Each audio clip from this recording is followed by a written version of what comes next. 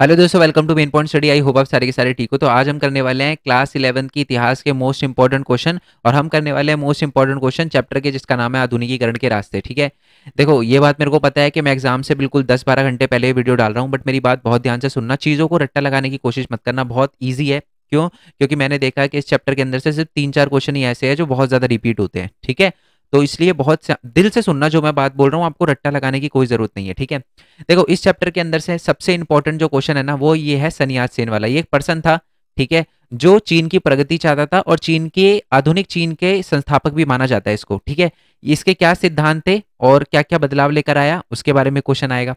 ठीक है, आ सकता है। दूसरा जो सबसे इंपॉर्टेंट क्वेश्चन आपका इस चैप्टर के अंदर से बनता है ना, वो बनता है मेजी साम्राज्य के बारे में। उसकी पुनर्स्थापना हुई थी, ठीक है, उसमें क्या क्या विकास हुआ मेजी साम्राज्य के टाइम में, और उसके एनवायरनमेंट पे क्या नुकसान पहुंचे वो। ठीक है, और एक कोरिया का क्वेश्चन आ सकता है। ये कुछ इंपॉर्टेंट क्वेश्चन है, बाकी छोटे छोटे क्वेश्चन है, वीडियो में कवर करेंगे। आ जाते हैं जी क्वेश्चन पे। तो सन्यास सेन के प्रमुख सिद्धांत पर विस्तार वगैरह करें तो सबसे पहले तो ये लिखा है कि सन्यास सेन ने ना अपना साम्राज्य 1911 में बनाया था। कब? जब उसने मांचू साम्राज्य को उखाड़ फेंका था। ठीक है, तो उन्होंने अपना साम्राज्य 1911 में स्थापित किया था, और वो आधुनिक चीन के संस्थापक थे। एक मार्क्स में अलग से क्वेश्चन आ सकता है। वो गरीब फैमिली से ताल्लुकात रखते थे, ठीक है, और मिशनरी स्कूल में पढ़े थे, क्रिश्चियन स्कूल में पढ़े थे, ईसाई धर्म से थोड़ा बहुत प्रचलित थे, और वो अपने देश को, चीन को बहुत ज्यादा आगे ले जाना चाहते थे। और वो उनके 3 सिद्धांत थे। कौन कौन से? उसका नाम है सैन मिन लुई, जिसको हम हिंदी में कहते हैं राष्ट्रवाद, लोकतंत्र और साम्राज्यवाद। राष्ट्रवाद का क्या मतलब है कि देशभक्ति की भावना। लोकतंत्र का क्या मतलब है कि लोकतांत्रिक सरकार की स्थापना होनी चाहिए। और समाजवाद का क्या मतलब है कि समाज के हर एक वर्ग, गरीब से गरीब वर्गों का उत्थान होना चाहिए, विकास होना चाहिए। ठीक है जी, समझ आ गया? ये 3 नंबर में क्वेश्चन आ सकता है डिट्टो। ठीक है, बाकी ये चीन के आगे बड़ी छलांग की से क्या अभिप्राय है, तो मैं आपको बता दूं कि ग्रेट लीप फॉरवर्ड 1958 से लेकर 59 में आया था। इसमें ना बेसिकली ये बोला गया था कि चीन जो है बहुत तेजी से प्रगति करेगा, बट उतनी तेजी से कर नहीं पाया।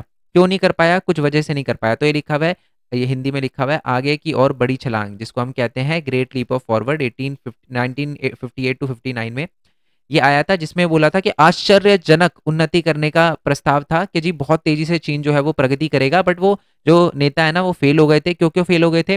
पहली बात तो है, चीन में कम्युनिस्ट की स्थापना हो गई थी, ठीक है, और लोगों को जो है वो फोर्स किया जा रहा था कम्युनिस्ट पार्टी में ज्वाइन करने का या कम्युनिस्ट आइडियोलॉजी अपनाने का। तो ये एक बहुत बड़ी दिक्कत थी, जिसकी वजह से चाइना इतनी तेजी से ग्रो नहीं कर पाया। दूसरा, कृषि उत्पादन में भी गिरावट आई। और तीसरा सबसे ज्यादा इंपॉर्टेंट रीजन ये है कि great leap of China fail हो गया, वो ये है कि चीन में ये मूल्यवान संसाधन बर्बाद किए गए थे।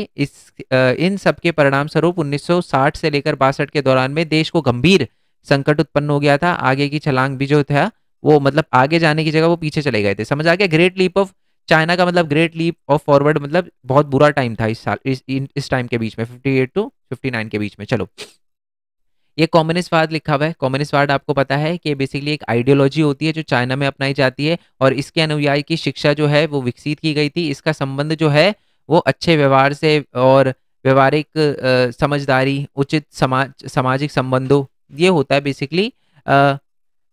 कन्फ्यूशियसवाद आपको शायद ना बताओ, चाइना के आज भी है ना अलग अलग देशों में कन्फ्यूशन सेंटर है, ठीक है, जहाँ पर चाइना अपने कल्चर के बारे में, है ना, व्यवहारिक संबंध और ये सारी चीजों के बारे में बताता है। ठीक है, इस विचार ने सामाजिक मानक स्थापित किए और चीन के राजनीतिक सोचदाता संगठनों को ठोस आधार प्रदान किया। बेसिकली ये ना चाइना की सॉफ्ट पावर को इंक्रीज करने के लिए, चाइना के अंदर जो लोग हैं उनकी आप कह सकते हो कि शिक्षा को विकसित करने के लिए, अच्छे व्यवहार को विकसित करने के लिए इसको फॉर्म किया गया था। ये एक विचारधारा थी, ठीक है, जिसको फॉर्म करने के लिए पढ़ाया भी जाता था। समझ आ गया ना? ये वैसे इतना इंपॉर्टेंट क्वेश्चन नहीं है। अब आ जाता है कुछ इंपॉर्टेंट क्वेश्चन पे। जापान में मेजियो की पुनर्स्थापना के लिए उत्तरदायी कारण बताओ। तो है ना, मैं आपको बता दूं, 1867 से पहले जापान के अंदर कोई और किंग हुआ करता था, बट उसके बाद मैं किंग का नाम इसलिए नहीं बता रहा क्योंकि मैं जितना बताऊंगा ना आप उतना ही फिर कंफ्यूज होते हुए जाओगे। तो बस इतना याद रखो कि 1867 से पहले ना चीन में कोई और राज करता था, उसके बाद हमारा मेजियो का राज शुरू हो गया। कब? 1867 से लेकर 68 के बीच में। इसके दो बहुत बड़े रीजन थे। पहले, देश में विभिन्न क्षेत्रों में असंतोष हो गया था, मतलब देश में अर्थव्यवस्था फैली हुई थी, लड़ाई झगड़े, असंतोष था, जिसकी वजह से मेजियो ने इसका फायदा उठाया और वो दोबारा पावर में आ गई। दूसरा था दूसरा रीजन था कि अंतर्राष्ट्रीय व्यापार तथा कूटनीतिक संबंधों की मांग भी की जा रही थी, और वो मेजी साम्राज्य है वो अच्छे से कर पा रहा था, तो इसकी वजह से। तो दो रीजन थे। रीजन आपसे पक्का पूछा जाएगा, ठीक है।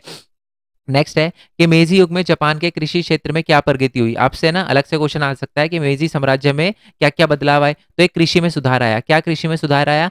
पहले कृषक जो कृषि करने वाले भूमि के स्वामी जो थे वो बन गए थे। जो जो जो एरिया पे किसान खेती करता था वो उसी का हो गया था। और जापान में पश्चिमी देशों की कृषि विशेषज्ञों की सेवाएं प्राप्त की और कृषि क्रांति के बीज बोए। मतलब बेसिकली मेजी युग के समय में ही जापान के अंदर क्या था, पश्चिमी देशों की हेल्प से उन्होंने कृषि क्रांति वो लेकर आए। ठीक है।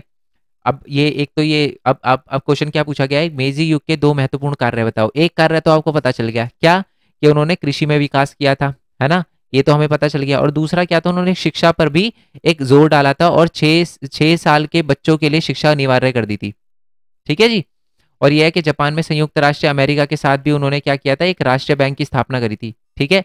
और कब करी थी राष्ट्रीय बैंक की स्थापना, ये मैंने एमसीक्यू की वीडियो में बता रखा है, अगर नहीं देखा तो लिंक नीचे डिस्क्रिप्शन में है। इस बैंक के नोट छापने का अधिकार दिया गया था, इस बैंक को नोट छापने का अधिकार दिया गया था। ठीक है।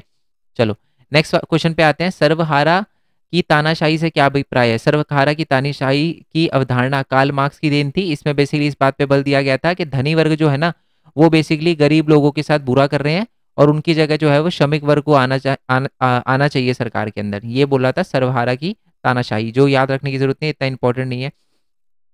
ठीक है।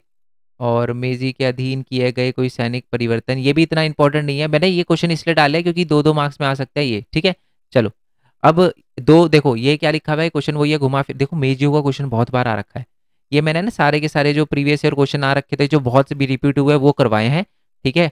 तो मेजी का क्वेश्चन मैंने देखा बहुत बार आ रखा है। तो मेजी युग में अर्थव्यवस्था के आधुनिक के लिए उठाए गए कौन कौन से कदम थे, तो आपको पता है अर्थव्यवस्था का पूछा है ना। तो अर्थव्यवस्था में क्या कृषि पर टैक्स लगा दिया था। ये ना एक बड़ा क्वेश्चन भी आया हुआ है, मैं आपको दिखा देता हूँ सपोर्टिंग मटेरियल के अंदर। इस ऐसा ही एक बड़ा क्वेश्चन है कि ये रहा जी, क्वेश्चन नंबर 2 है, बट इसमें भी लिखा हुआ है क्या क्या मतलब मेजी साम्राज्य में जापान की अर्थव्यवस्था में का आधुनिकीकरण किस प्रकार हुआ, क्या क्या चीज़ें करी गई। तो ये सारी की सारी चीज़ें करी गई। कृषि पर टैक्स लगाया गया, रेलवे लाइन बिछाई गई, वस्त्र वगैरह के लिए मशीन वगैरह दूसरे देशों से आयात की गई, मजदूरों को विदेशों और कारखानों में ट्रेनिंग दी गई, विद्यार्थियों को पढ़ने विदेश भेजा गया, और आपको पता है शिक्षा 6 साल तक कंपलसरी कर दी गई थी।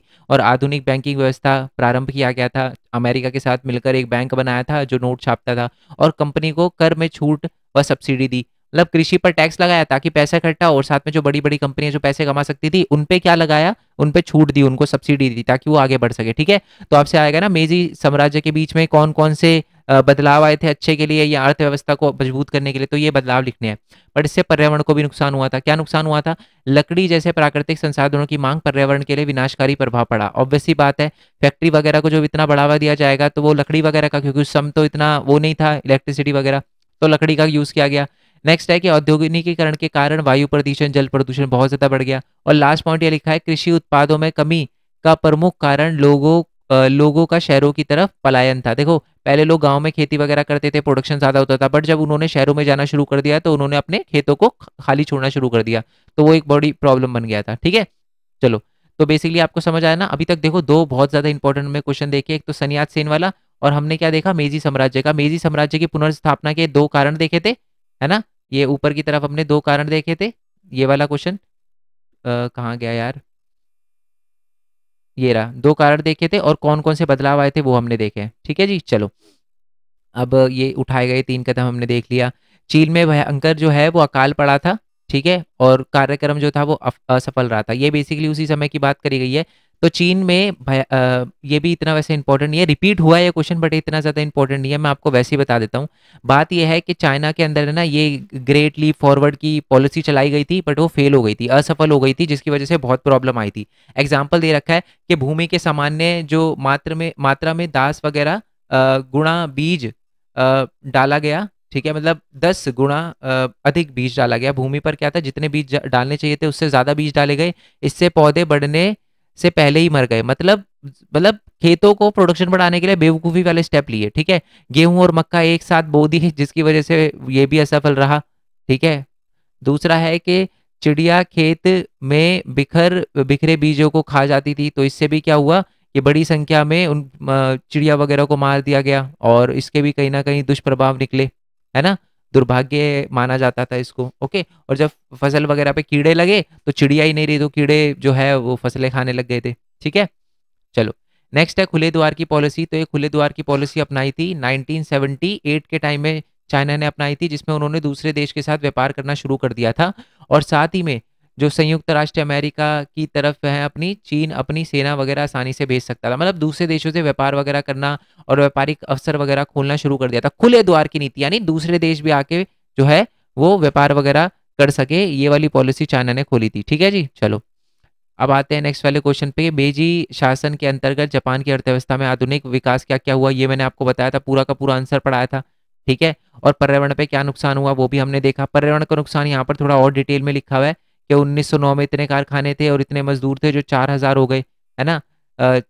1000 श्रमिक काम करते थे, वो 4000 हो गए। ठीक है, इससे क्या हुआ, कहीं ना कहीं पॉल्यूशन भी बढ़ा, और जो ग्रामीण जो इलाके थे वहाँ से लोग जो है वो शहरों की तरफ जा रहे थे, फैक्ट्री में काम करते थे, पॉल्यूशन ज़्यादा होता था। तो मतलब वही जो आंसर ये वाला मैंने आपको बताया। ठीक है जी, और क्वेश्चन देख लेते हैं। और हाँ, तो ये मेजी पुनर्स्थापना का क्या मतलब है ये मैं आपको बता ही चुका हूँ। तो मेजी में है ना, जापान में शगुनों का वास्तविक पावर थे उनके पास। ठीक है, तो 1869 में शगुनों का समाप्त हो गया, और जो हमारा क्या नाम था उसका, सन्यात सेन, वो पावर में आ गया, और उसे ही हम मेजी स्थापना कहते हैं।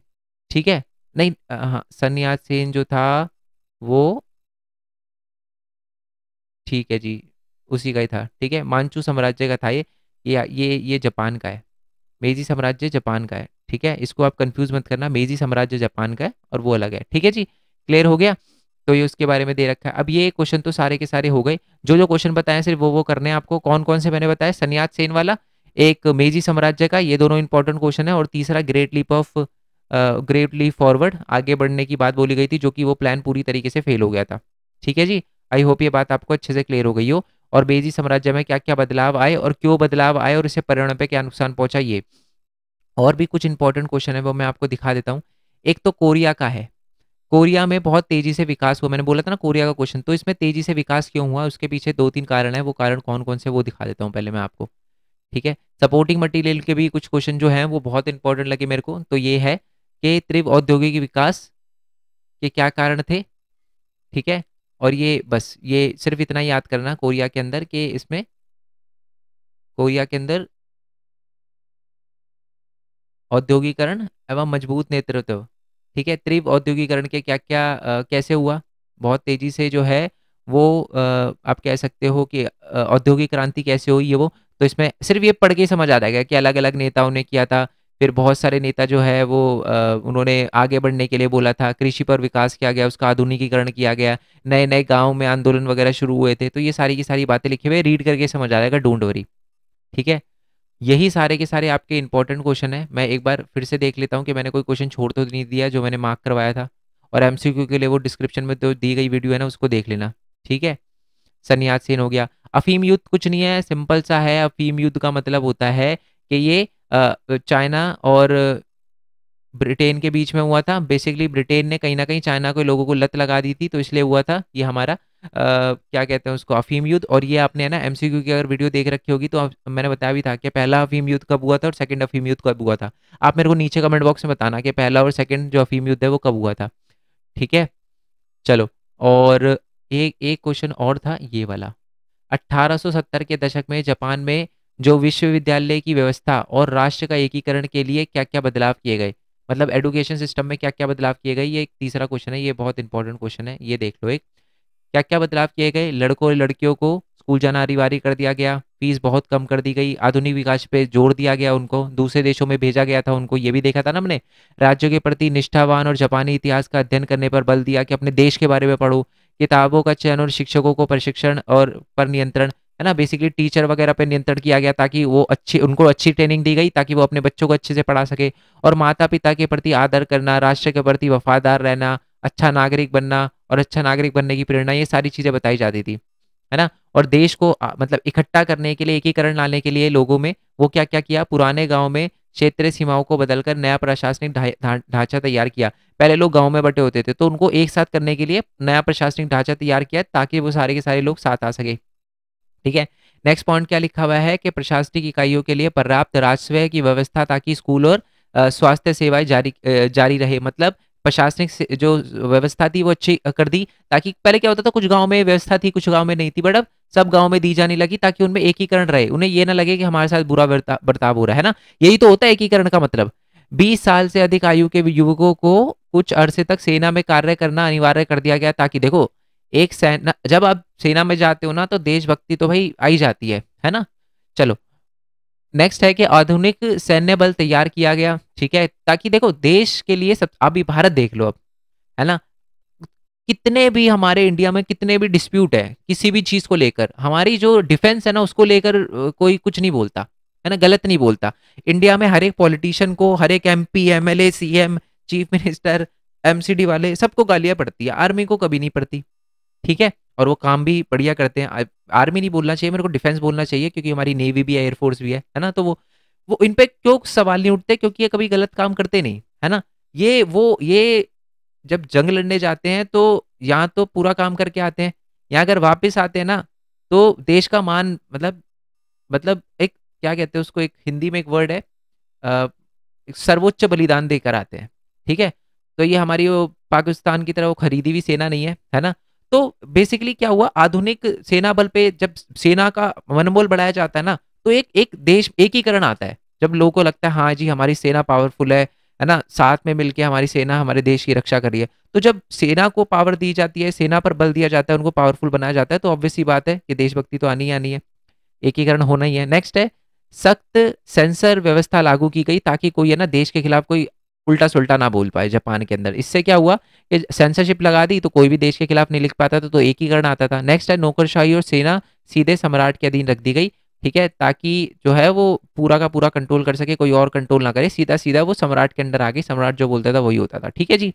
आई होप ये सारी की सारी चीजें आपको क्लियर हो गई हो। तो कौन कौन से क्वेश्चन बताए दोबारा से बता देता हूँ। सनियात सेन वाला, ठीक है, मेजी वाला, मेजी के 3-4 क्वेश्चन एक ही में ऐड है, ठीक है। एक हमने स्कूल का बताया और मेजी के क्या परिणाम थे अर्थव्यवस्था में, और एक हमने किसका, कोरिया का एग्जाम्पल दिया, और ग्रेट लीप ऑफ चाइना, और मैंने थोड़ा सा आपको अफीम युद्ध के बारे में बताया। ये क्वेश्चन करके जाओ, ठीक है जी, कोई दिक्कत नहीं है। वैसे भी इसमें से एक ही बड़ा क्वेश्चन आएगा और बाकी आपके एमसीक्यू आएंगे, और एमसीक्यू के लिए आपको पता है वो वीडियो देख लेनी है जो नीचे डिस्क्रिप्शन में दे रखी है, ठीक है। अगर आपका एग्जाम अभी कुछ दिनों बाद है तो मैं आपको बोलूंगा मोस्ट इंपॉर्टेंट क्वेश्चन के हर एक चैप्टर की वीडियो बना रखी है, वो जाकर देख कर आना, और इस चैप्टर को भी मैं एक्सप्लेन वगैरह करूंगा, तो वो भी आप नीचे डिस्क्रिप्शन में जाकर चेक कर लेना। इस चैप्टर की भी वीडियो का लिंक आपको नीचे डिस्क्रिप्शन में मिल जाएगा। और सबसे ज़्यादा इंपॉर्टेंट बात यह है कि हमारे दूसरे भी चैनल है मेन पॉइंट टेक करके, बेसिकली मैं इस पे ये बताता हूँ स्टूडेंट अर्न कैसे कर सकता है, पैसे कैसे कमा सकता है, तो आप इसको ज्वाइन कर लेना, ठीक है। आप इस पे इसको चेक करोगे ना एग्जाम के बाद तो आपको पता चल जाएगा कि इसमें मैं क्या बताता हूँ कि फ़ोन से एनिमेशन वीडियो कैसे बना सकते हो, लैपटॉप से एनिमेशन वीडियो कैसे बना सकते हो, यूट्यूब पे डालकर उसको अर्न कैसे कर सकते हो, फ्री में वेबसाइट कैसे बना सकते हो, वेबसाइट से कितनी अर्निंग होती है, दूसरे की वीडियो कॉपी करके आप कैसे अर्न कर सकते हो, ठीक है। साथ में ये भी बता, ये मेरा ब्लॉगिंग चैनल है, ठीक है। और मेन पॉइंट स्टडी को अभी तक आपने सब्सक्राइब नहीं किया तो कर लेना, क्योंकि 12th में हम साथ रहने वाले हैं, ठीक है। चलो जी मिलते हैं नेक्स्ट वीडियो में, तब तक के लिए थैंक यू सो मच। जय हिंद, जय भारत, वंदे मातरम। Thanks for your support, all the best for your exam. बहुत अच्छे से देकर आना बच्चे, कॉन्फिडेंस रखना, रिवाइज जरूर करके जाना बस एग्जाम में, ये छोटी सी आपसे रिक्वेस्ट है, ठीक है। मिलते हैं जी नेक्स्ट वीडियो में। जय हिंद, जय भारत, वंदे मातरम। Thanks for your support, bye bye.